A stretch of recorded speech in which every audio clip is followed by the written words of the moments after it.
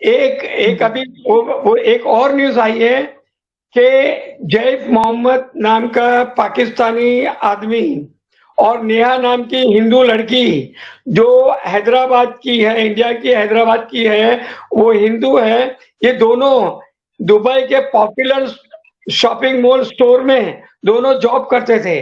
दोनों को प्यार हो गया, दोनों ने शादी की, उधर दुबई में शादी की, रजिस्टर शादी की, बाकायदा शादी की। और वो 4-5 महीना प्रेग्नेंट भी हो गई। उसके बाद उसका जॉब गया, तो जॉब गया तो वो नेहा को, इसका नाम है नेहा, उसको जाना पड़ा हैदराबाद वापस, क्योंकि वहां पे आपका वीजा कैंसिल हो जाए तो आप नहीं रह सकते हो। तो क्या हुआ कि इन्होंने गलती क्या किया दोनों ने, कि जब ये लोग ने शादी कर दी, उसी टाइम जैफ मोहम्मद का इंडियन एम्बेसी में 15 साल का वीजा के लिए अप्लाई कर देना चाहिए था। लेकिन वो इमरजेंसी में उसका वीजा कैंसिल हो गया, उसका जॉब गया, वो प्रेग्नेंट हो गई, तो उसको जाना पड़ा। तो वो चली गई, उसने वहां डिलीवरी दिया बच्चे को। उसका 1 साल का बेटा हो गया उधर, और उसका वो इंडियन बॉर्न है, इंडियन मदर से बॉर्न हो गया, उसको इंडियन सिटीजनशिप मिल गया। ओके, उसका सर्टिफिकेट भी बन गया, बर्थ सर्टिफिकेट भी। लेकिन ये जैफ मोहम्मद ने बहुत जल्दी थी, इसने उसको दुबई से पाकिस्तान और इंडिया का वीजा नहीं मिला, क्योंकि उसकी वाइफ नहीं थी, दोनों को साथ में अप्लाई करना था, लेकिन नहीं मिला। तो इसको वाइफ को रहा नहीं गया, और वाइफ भी बोलता है तुम आ जाओ आ जाओ आ जाओ। तो इन्होंने क्या किया, ये नेपाल के थ्रू गए। तो नेपाल के थ्रू गए। नेपाल से इंडिया में एंट्री होना बहुत आसान है, क्योंकि नेपाल भी एक करप्ट कंट्री है। तो वहां से ये जैफ मोहम्मद हैदराबाद पहुंच गया। ओके, और 10-11 महीना रहा, और फिर किसी ने, पुलिस ने शिकायत कर दी कि भाई ये पाकिस्तान से आया है और ये यहाँ पे हैदराबाद में रह रहा है। तो पुलिस ने उसको अरेस्ट किया, उसको जेल में डाला, और उसको बेल नहीं मिल रही है क्योंकि वो मुस्लिम है और वो लड़की हिंदू है, तो उसको बेल नहीं मिल रहा है। और सीमा हैदर इलीगल आई, लेकिन वो ड्रामा कर रही है कि मैं हिंदू हो गई। और वो भी उसने जो आधार कार्ड बनाया, वो फेक आधार कार्ड बनाया इसने। लेकिन जैफ मोहम्मद जो आया, उसने ब्राइब दिया बॉर्डर पे नेपाली लोगों को, और वो क्रॉस किया। उसने कोई आधार कार्ड नहीं बनाया, आप समझ गए ना। तो उसको बेल नहीं मिला, क्योंकि वो मुस्लिम्स हैं। इंडिया में आजकल जो दौर चल रहा है मोदी के राज में, वो एंटी मुस्लिम टोटली चल रहा है। बिल्कुल बिल्कुल आपकी बात दुरुस्त है। और ये बड़ी हैरानकुन बात है कि सीमा हैदर के लिए बहुत ज्यादा हमदर्दियां हैं। ये भी खबर फैलाई जा रही है कि पूरा एक प्रोपोगंडा किया जा रहा है मीडिया के ऊपर। आप देखें कि मीडिया के ऊपर कहा जा रहा है जनाब उसे बॉलीवुड में काम मिल गया, उसे सियासतदान पॉलिटिशियन वो बनने जा रही है, वो इलेक्शन लड़ने जा रही है, और साथ ही साथ जनाब वो बिग बॉस में उसकी एंट्री होने जा रही है। तो ये मैंने आज वीडियो भी लगाई थी, वो कल उसका झूठ पकड़ा गया। हमारी एक बहन समीरा अजीज जो कि सऊदी अरब में मुकीम है, फर्स्ट सऊदी फिल्म मेकर हैं जिनके पास बॉलीवुड में फिल्म डायरेक्टर का एक लाइसेंस है, और वो फिल्म बना सकती हैं सऊदी अरब में बॉलीवुड में। तो उन्होंने, चूंकि बॉलीवुड के साथ उनका काफी ज्यादा मुख्तलिफ एक्टर्स के साथ इंटरेक्शन है, उन्होंने बिग बॉस के एक बड़े ऑथोराइज बंदे से वेरीफाई किया। तो उन्होंने कहा कि अच्छी तो कोई बात नहीं, हम तो किसी को जानते नहीं कौन सीमा हैदर। लेकिन बात ये है, यहाँ पे मैं एक चीज और क्लियर कर दूं कि आपके पास लीगल डॉक्यूमेंट्स होने चाहिए, उसके बाद एक प्रॉपर तौर पे एग्रीमेंट होता है, चीजें रजिस्टर्ड होती हैं, देन उसके बाद टर्म्स एंड कंडीशन सेटल होती हैं, तब आपको जाके कोई काम मिलता है। और और दोनों पार्टीज उसकी जो है वो बाउंड होती हैं उस एग्रीमेंट की। अब सीमा हैदर तो इस कंडीशन में है ही नहीं कि वो कोई एग्रीमेंट कर सके। उसकी तो शादी, जैसे मर्चेंट भाई ने, मैं मौका देता हूँ मर्चेंट भाई आपको, जैसे आपने बताया कि नेपाल में हुई है, और वहां से अगर वेरीफाई किया जाए तो बड़ी अजीब बात हुई कि वहां पे ना कोई पंडित है जहाँ पे शादी हुई है, बस होटल के एक कमरे में शादी हुई है, और वो सचिन और सीमा ने खुद ही शादी कर ली है, और ना उसमें उन्होंने जो फेरे लिए जाते हैं वो लिए हैं। कोई उन्होंने रस्म पूरी नहीं की और बस उन्होंने अकेले बैठ के डिसाइड कर लिया जो शादी हुई है, और वो नेपाल में भी शादी साबित नहीं हो सकी और उसको किसी पंडित ने या किसी चीज ने नहीं किया, और उसके बाद वो भारत में आ जाती है और भारत में आकर जाली डॉक्यूमेंट्स बनाती है और यहाँ पे प्रोपोगंडा फैलाया जा रहा है कि जनाब वो ये कर रही है और वो कर रही है और ये, तो ये सारी चीजें बगैर डॉक्यूमेंट्स के मुमकिन नहीं है। ये सारा मीडिया के ऊपर एक प्रोपोगंडा है और लोगों को बेवकूफ बनाया जा रहा है दूसरे मामला से तवज्जो हटाने के लिए। तो मर्चेंट भाई, ये तो सारी चीजें डे बाय डे एक्सपोज होती जा रही हैं। अब ब्रेकिंग न्यूज इसमें ये भी आने वाली है कि इसमें गुलाम हैदर के जो वकील हैं उन्होंने पाकिस्तान में भी कुछ एक्शन लिया है। इंशाल्लाह नेक्स्ट लाइव सेशन में हम उनको लेंगे और वो आपको खुद बताएंगे कि उन्होंने पाकिस्तान में क्या एक्शन लिया है। तो ये तो इस पिक्चर बिल्कुल क्लियर है। डेफिनेटली एट द एंड इस खातून ने जेल में ही जाना है और इसने डिपोर्ट ही होना है, और ये चाहे पाकिस्तान में है चाहे नेपाल जाए, हर मुल्क का कानून इसने तोड़ा है, तो ये किसी भी मुल्क में जाए इसके लिए जेल ही है। और इसके साथ सचिन जो है वो भी अब फंसता नजर आ रहा है। जैसे आज आपने बड़ा हैरानकुन इंकशाफ किया है कि उसने उसकी, मैं यहाँ पे फिर बताता चलूं कि दोबारा रिपीट कर देता हूँ क्योंकि कुछ लोग अभी ज्वाइन कर रहे हैं।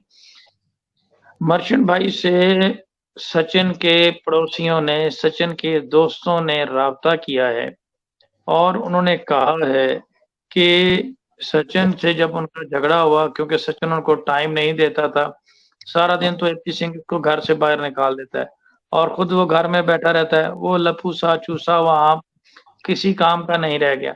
तो उसपे दोस्त जो है उसके वो नाराज हो गए।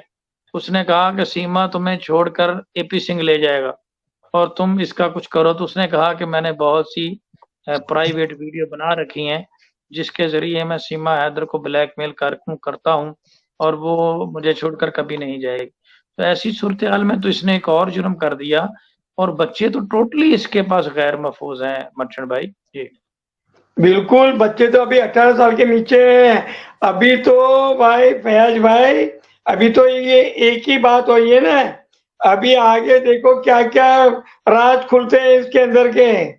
क्योंकि ये लोग अभी है ना, जो सचिन के फादर मदर और उसके जो नेबर हैं और सचिन के जो दोस्त हैं, फिर मिथिलेश भाटी, फिर गीता भाटी, उनके जो कम्युनिटी में जो झगड़े हैं, तो अंदर की खबरें अभी बहुत बाहर होगी, लेकिन इंडियन मीडिया नहीं बताएगा अभी। इंडियन में और अभी G20 की मीटिंग भी हो रही है ना, मोदी मोदी मीटिंग करवा रहा है उधर एनसीआर में और दिल्ली में, तो फॉरेन के 400 डेलीगेट आने वाले हैं।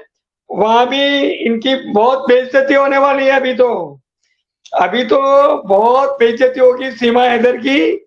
और इंडिया में क्या क्या चल रहा है, जब वो 400 डेलीगेट आएंगे और 20 कंट्री के जो प्रेसिडेंट प्राइम मिनिस्टर सब आएंगे, तब देखना क्या इनका तमाशा होता है इंडिया का, वो भी आप देख लीजिएगा।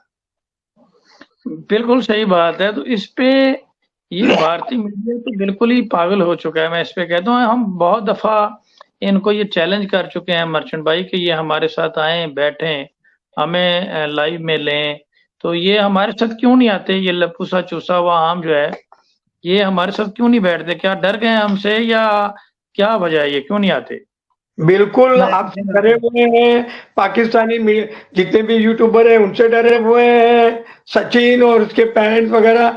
अभी तो देखो आपने नंबर डाला ना, अभी देखो आपके पास सचिन के जितने भी नेबर्स हैं, दुश्मन हैं, वो सब आपके पास आ जाएंगे और वो आपको सब वहां की पोल अंदर अंदर जो होता है ना, वो सिर्फ नेबर को मालूम होता है कि अंदर क्या हो रहा है।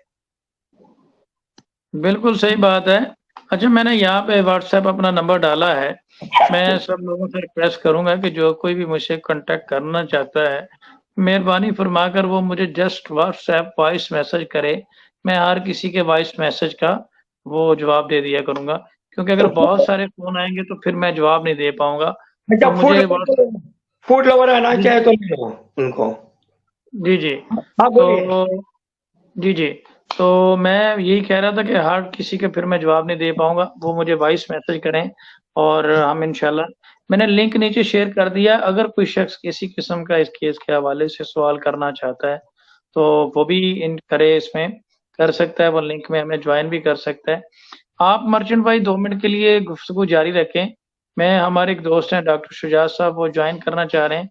मैं ज़रा उनको लाइव का लिंक शेयर कर दूं मोबाइल में, फिर मैं दोबारा ज्वाइन करता हूँ। आप गुफ्तगू जारी रखें और लोगों जी को बताएंगे जो इसने नाजेबा वीडियोस बना ली हैं सचिन ने, इसकी सीमा की, उसके बारे में ज़रा लोगों को एक्सपोज करें और बताएं कि ये तो बहुत ही हैरानकुन बात है। जी, आप मैंने जारी कहा ना कि नंबर डालने से मैं सभी यूट्यूबर वालों को बोलता हूँ कि भाई आप अपने नंबर रखो, और गुलाम हैदर के भी बोलो कि भाई आप अपना नंबर ओरली बोलो, मुंह से बोलो अपना नंबर। तो इंडिया में बहुत सारे जो आपके सपोर्टर हैं वो आपको कॉल करेंगे, आपको सपोर्ट करेंगे, आपको एडवाइस करेंगे, आपको गाइडेंस देंगे, आपको फाइनेंशियल सपोर्ट मिलेगा, लॉयर की हेल्प मिलेगी आपको, इंडियन मीडिया भी आ जाएगा आपको, क्योंकि आपको वीजा मिलना बहुत मुश्किल है, क्योंकि G20 की मीटिंग है, तो आप भूल जाओ कि आपको वीजा मिले।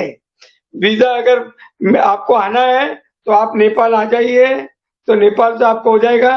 और सचिन के दोस्तों ने कल मुझे कॉल किया है मेरे व्हाट्सएप पे, और उन्होंने ये बताया है कि मिस्टर मर्चेंट, हमने आपको देखा फियाज भाई के लाइव में, आप इंडियन होते हुए भी आप एक हमदर्दी है कि एक ह्यूमैनिटी के हिसाब से आप नॉर्वे में, ऑस्लो में बैठ के आप मदद करना चाहते हैं गुलाम हैदर। मैंने कहा देखा भाई, ये इंडियन पाकिस्तानी का मसला नहीं है, एक ह्यूमैनिटी ग्राउंड पे है। सीमा हैदर जैसी वो नेपाल पाकिस्तान से 4 बच्चों को लेके भागकर आई है, और वो नेपाल से आई है इलीगली, और उसने नकली आधार कार्ड सचिन ने बनवाए हैं। तो सचिन को तो बिल्कुल जेल में होना चाहिए, और सीमा हैदर को और उसके 4 बच्चों को बिल्कुल डिपोर्ट कर देना चाहिए। लेकिन इंडिया गवर्नमेंट नहीं करती है, क्योंकि इसकी वजह यह है कि मोदी गवर्नमेंट 9 साल का जो उसका 10 साल का जो रूल्स है वो फेल हो गया है, और दिसंबर में 24 के बाद इलेक्शन है 24 में, इसलिए वो अपनी गलतियां छुपाने के लिए वो सीमा हैदर को मीडिया में चालू रखा है। और मोदी मीडिया, पूरा जो मीडिया है वो मोदी के अंडर में है। और सचिन ने सीमा हैदर की पॉर्न वीडियो बना ली है उसने, ये मैं ओपनली बोल देता हूँ कि उसने उसकी नंगी वीडियो दोनों के साथ में बनाई ली है, क्योंकि वो इनसिक्योर हो गया था एपी सिंह से, और एपी सिंह का इसके साथ फड्डा हो गया है पैसों के मामले में और औरत के मामले में भी, क्योंकि एपी सिंह पूरा कंट्रोल कर रहा है सीमा हैदर को।